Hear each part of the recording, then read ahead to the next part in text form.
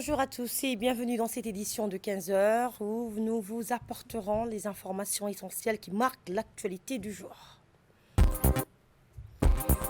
Une cérémonie de remise des prix du concours national de mémorisation et de récitation du Saint-Coran s'est tenue aujourd'hui au Palais du Peuple.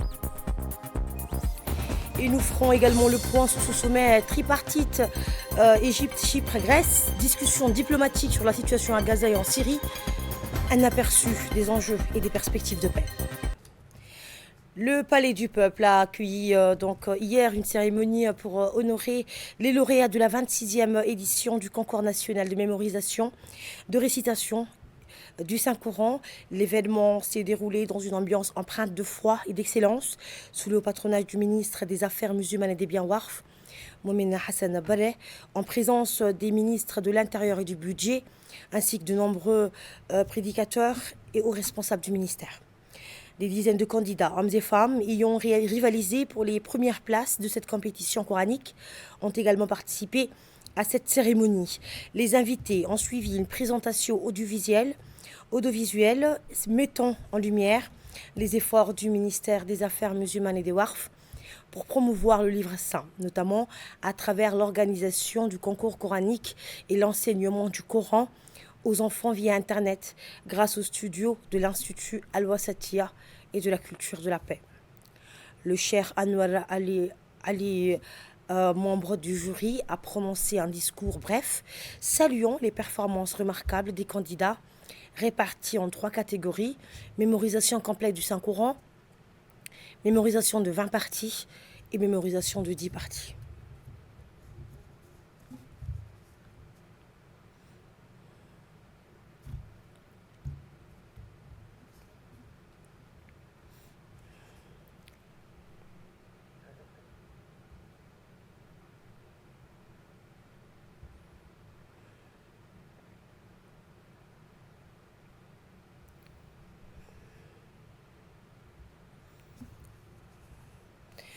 De son côté, le directeur des affaires musulmanes, Ismaël Rabli Hassan, a souligné que le concours national constitue un pilier essentiel pour renforcer la place du Coran dans le cœur des jeunes.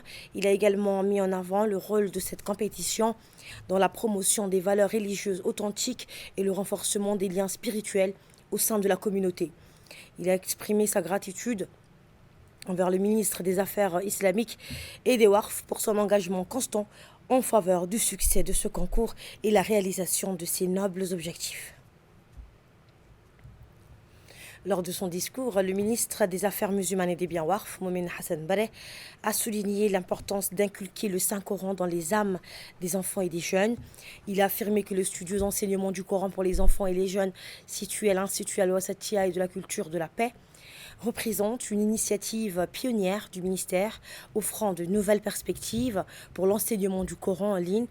Le ministre a également évoqué le rôle central des imams dans la diffusion et l'enseignement du Coran, insistant sur la valeur de la mémorisation du livre saint pour la construction des individus et des communautés.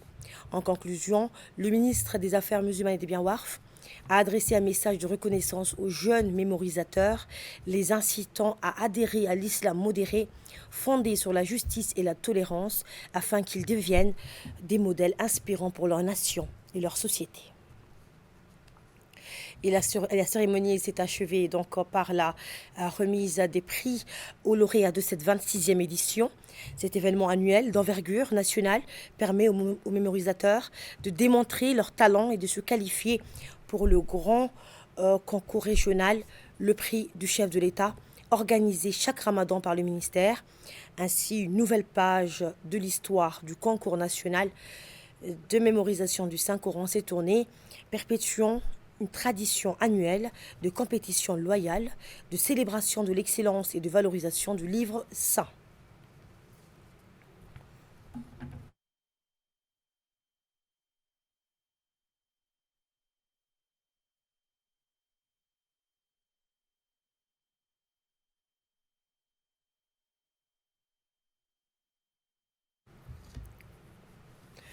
Le président de la République, Ismaël Omar Guelleh, a annoncé le lancement de la Semaine nationale du patrimoine, soulignant l'importance de préserver l'identité culturelle de Djibouti face à la mondialisation, en numérisant les archives nationales et en rendant le patrimoine plus accessible au public. La suite dans cette séquence. La rentrée politique de cette année s'est ouverte sous les signes de l'ambition et de la réflexion, avec des annonces significatives du président de la République. Dans un discours solennel, il a évoqué les priorités de son gouvernement, mettant l'accent sur la nécessité de renforcer l'identité nationale et de préserver le patrimoine culturel. Le choix de lancer cette initiative durant la rentrée politique n'était pas anodin. À une époque où la mondialisation tend à uniformiser les cultures, le président a souligné l'importance de se recentrer sur les racines culturelles de Djibouti. La préservation de notre patrimoine est essentielle pour construire une identité forte et résiliente. Aujourd'hui, la globalisation qui s'offre à nous apporte certes des bénéfices à nos populations, mais sape aussi nos fondements et notre identité nationale, qui sont aujourd'hui mis à l'épreuve. Il est de notre devoir de protéger et de valoriser ce qui a fait notre force et notre singularité dans notre région. Il est de notre devoir de rappeler et de restaurer la richesse que constituent nos patrimoines. C'est pour cette raison que la Semaine nationale du patrimoine, qui se déroulera en décembre, s'inscrit comme une célébration de notre héritage et de notre patrimoine. Cet événement sera l'occasion de réaffirmer notre engagement à protéger et à valoriser notre patrimoine en le plaçant au cœur de notre identité nationale. Le versement des archives publiques de l'ensemble de l'administration aux archives nationales au début du mois de décembre viendra compléter cette démarche en garantissant que notre mémoire collective reste vivante et accessible pour les générations futures. Mais pourquoi un tel choix stratégique à ce moment précis ? Dans un monde où les remparts de la mondialisation imposent des standards uniformes et souvent déshumanisés, il est devenu crucial pour notre pays de se recentrer sur ses fondements culturels. La préservation de notre patrimoine, qu'il soit matériel ou immatériel, se présente comme une nécessité urgente. Le chef de l'État, conscient de cet enjeu, a inscrit cette préservation comme une priorité centrale dans son action publique. Il est indéniable que la richesse d'une nation ne se mesure pas uniquement en termes économiques. Elle se définit également par sa capacité à se souvenir, à cultiver ses racines et à transmettre un héritage vivant aux générations futures. Cette transmission est essentielle pour bâtir une identité forte et résiliente, capable de faire face aux défis contemporains. C'est dans cette optique que le journal officiel de la République, témoin de notre histoire collective, a été le premier à bénéficier d'une vaste opération de numérisation. Cette mission d'envergure a été confiée au secrétaire général du gouvernement, M. Almis Mahamoud, qui a piloté cette initiative avec succès, numérisant 125 ans d'histoire. Ce projet ne se limite pas à un acte administratif. Il s'inscrit dans une volonté affichée de transparence et de gouvernance éclairée.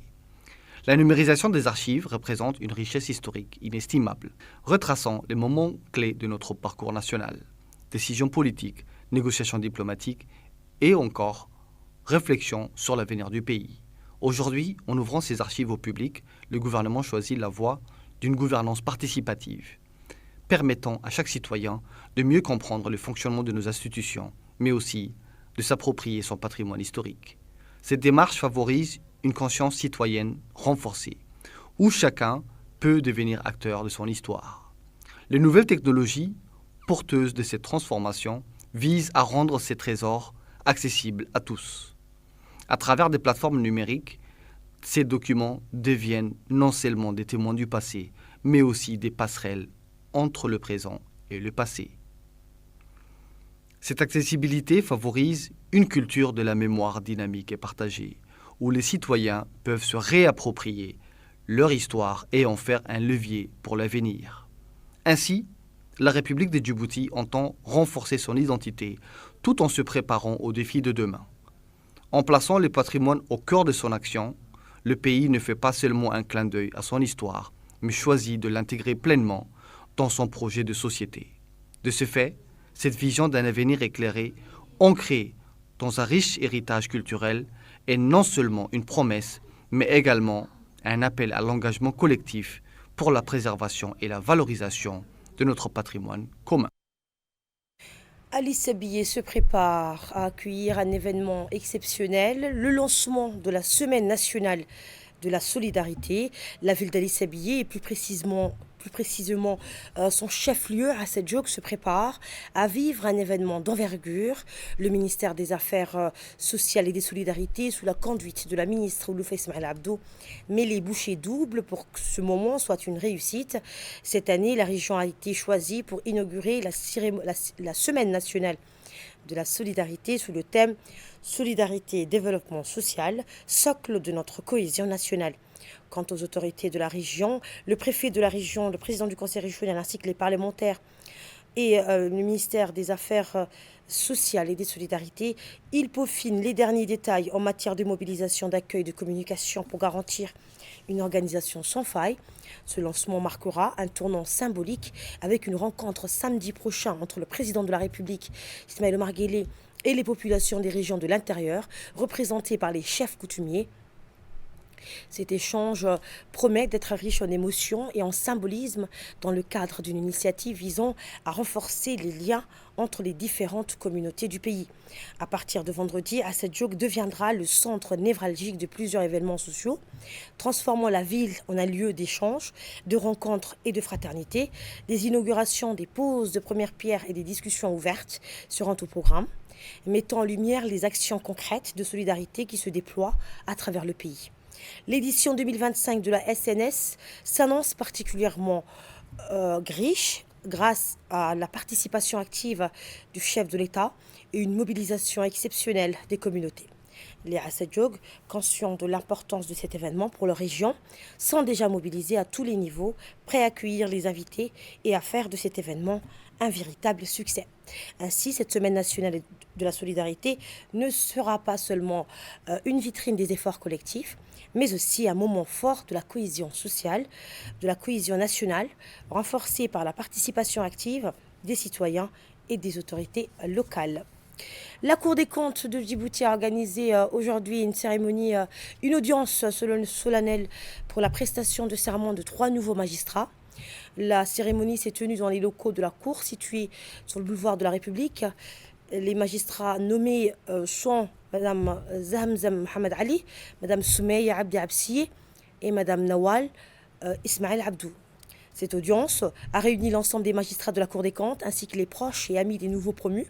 L'événement a officiellement confirmé leur engagement au service de la justice, des finances publiques, mettant en lumière l'importance de leur rôle au sein de l'institution. La Cour des comptes a réaffirmé son engagement en faveur de la transparence, de la rigueur et de l'intégrité dans la gestion des finances publiques.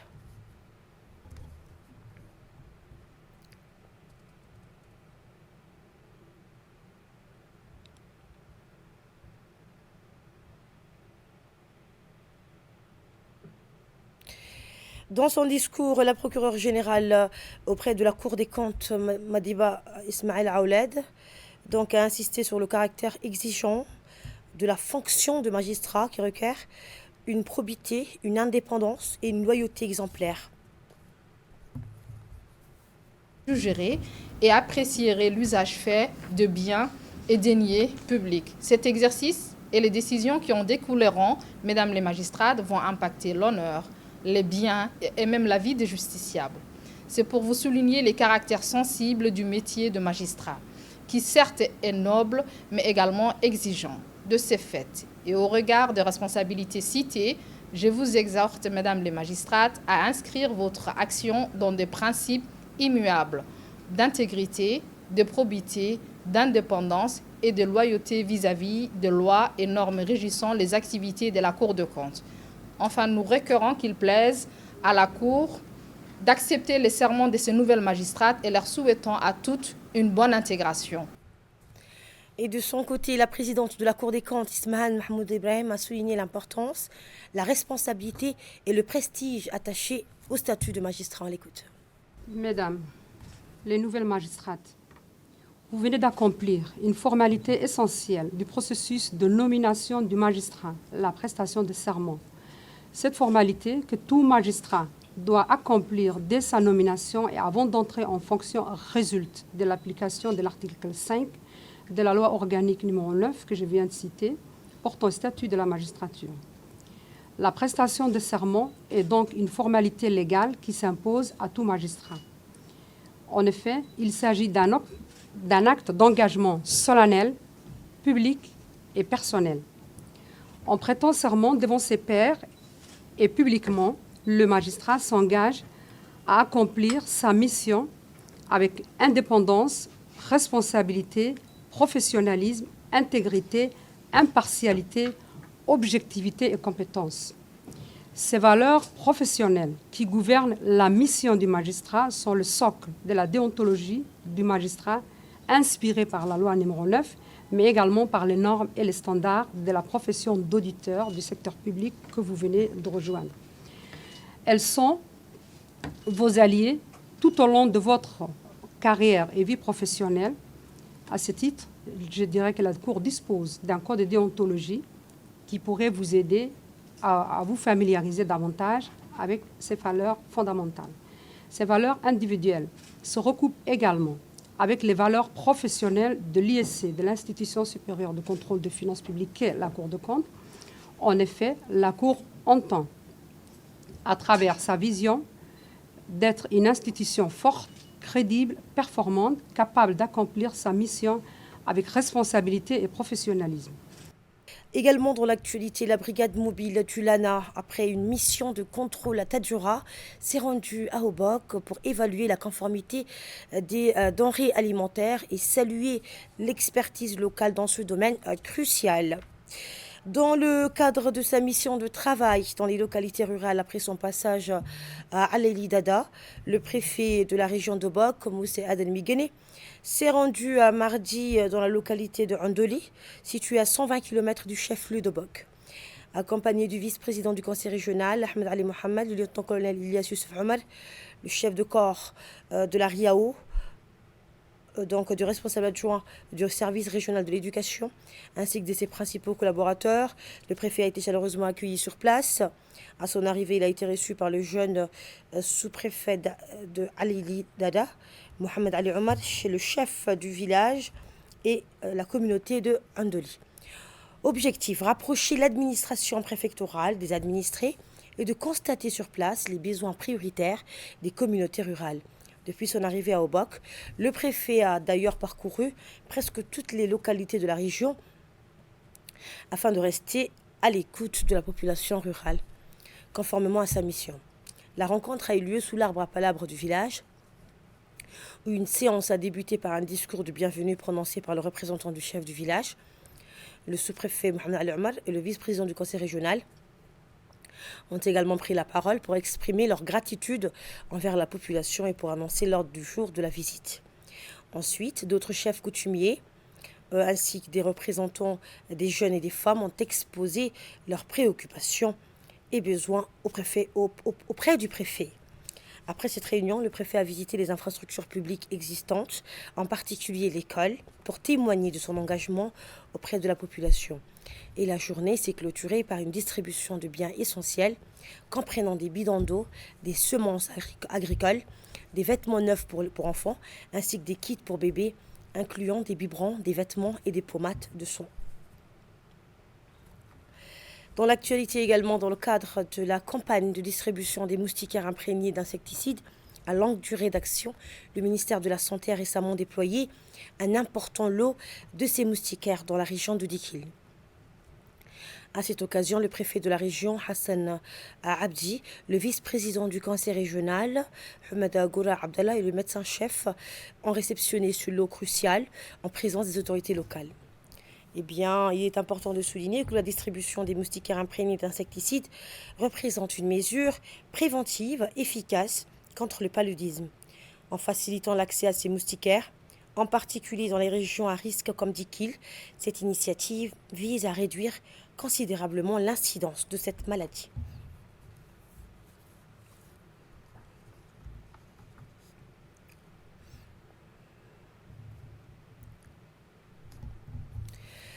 Le président égyptien, le président chypriote et le premier ministre grec se sont réunis lors du 10e sommet de coopération trilatérale. Ils ont discuté des crises régionales, notamment à Gaza, en Syrie, en Libye et au Soudan, et réaffirmé leur engagement vers la stabilisation du Liban et la consolidation du cessez-le-feu en Palestine en soutenant une solution à 2 États.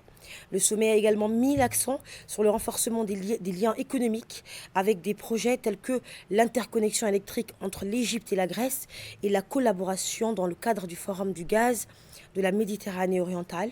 Un forum économique parallèle a permis de renforcer les réseaux commerciaux et énergétiques entre les 3 pays.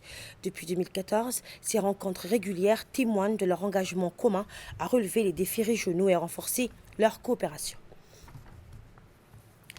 La Croix-Rouge internationale appelle à un accès humanitaire sûr et sans entrave à Gaza, où les conditions catastrophiques aggravées par des inondations et le froid menacent la vie des civils, en particulier des bébés. Le manque d'accès rend l'aide difficile, avec des milliers de personnes vivant dans des tentes sans couverture et souffrant de la faim, du froid et d'un manque de soins médicaux. Depuis le début du conflit, 333 travailleurs humanitaires ont perdu la vie et de nombreux hôpitaux sont désormais hors service. La situation est d'autant plus critique avec la fermeture du poste frontière de Rafah, limitant l'entrée de l'aide essentielle. Aux États-Unis, une puissante tempête hivernale affecte une large portion du pays, apportant plus de 20 cm de neige et des rafales allant jusqu'à 70 km/h. 5 décès ont été enregistrés, tandis que des centaines de milliers de foyers sont privés d'électricité et que plus de 2300 vols ont été annulés. Les conditions météorologiques extrêmes qui se déplacent vers la côte et de la côte Est provoquent des fermetures d'écoles et des accidents de la route et pourraient entraîner des tornades et des grêles. Les températures chuteront jusqu'à moins 18 degrés Celsius avec des prévisions de vents violents accentués par le changement climatique. Un violent incendie à Los Angeles a forcé l'évacuation de 30 000 personnes, ravageant près de 3 000 acres et mettant en danger des milliers de foyers, tandis que les autorités prévoient des vents violents qui risquent donc d'aggraver la situation. Fardous Hussein nous en dit plus. 30 000 personnes fuient. Un violent incendie à Los Angeles. Les équipes de pompiers luttent encore contre un incendie qui a fait rage dans les collines du Pacifique. Selon le département des pompiers de Los Angeles, le feu qui s'est déclaré mardi matin dans le quartier côtier de Pacifique a rapidement pris de l'ampleur. Au total, 2921 acres ont été consumés par les flammes, qui représentent une menace imminente pour plus de 10 000 habitants. La vice-présidente Kamala Harris a déclaré dans un communiqué avoir été informée des incendies dévastateurs, des efforts coordonnés pour les maîtriser. Elle a également exhorté les résidents des zones touchées à rester vigilants, à suivre les instructions des autorités et à évacuer immédiatement si cela leur est demandé. Merci de nous avoir suivis et à ce soir pour un nouveau point sur l'actualité.